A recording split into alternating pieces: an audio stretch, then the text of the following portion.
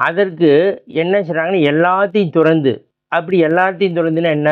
பற்றுக பற்றற்றான் பற்றினை அப்பற்றை பற்றுக பற்றுவிடற்கு.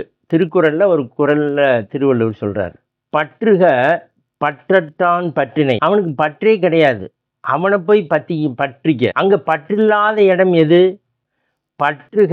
அவனை போய் பற்றுக. யாரை போய் பற்றுன்னு?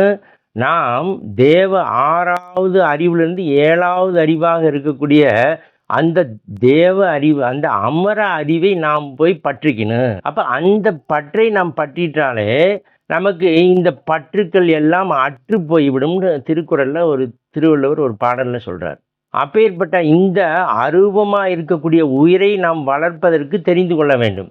அது சித்தர்களும் ஞானிகளும் பல காலம் தவம் இருந்து அந்த அரூபமா இருக்கக்கூடிய அந்த அரூபத்தை வளர்த்து, அந்த அரூபத்தினுடைய அதை வளர்த்ததற்கு பிறகு நாம் அந்த அரூபத்தை வளர்க்க நமக்கு தெரியவில்லை. இப்ப ஒளி, அதாவது என்ன சொல்றாங்கன்னு கேட்டானா, வெட்டவழி தன்னை மெய்யென்றிருப்போர்க்கு பட்டயம் எதற்கடி குதம்பாயின்னு குதம்பை சித்தர் ஒரு பாட்டுல சொல்றார்.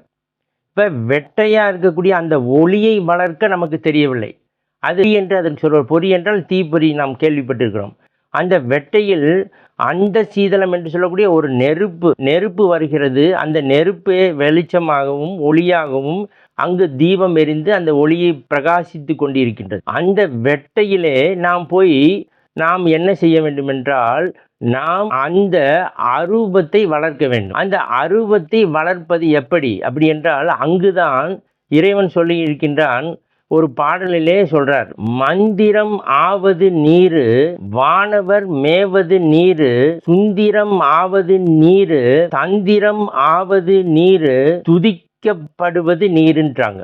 அந்த நீர் ஞானியல் சொல்லி வெட்டவெளி தன்னை மெய்யின்றிருப்போர்க்கு பட்டயம் எதற்கடி குதம்பாயின்னு ஒரு சித்தர் சொல்றார். அப்ப அந்த ஒளியை, அந்த அரூபத்தை நாம் வளர்க்க வேண்டாமா? இப்ப ஆகாசமா இருக்கக்கூடிய அவன், அது நாம் ரூபமாக இருக்கக்கூடிய உடம்பை சொல்லவில்லை, அரூபமாக இருக்கக்கூடிய உடம்பை நாம் காய கல்பமாக பண்ண வேண்டும்.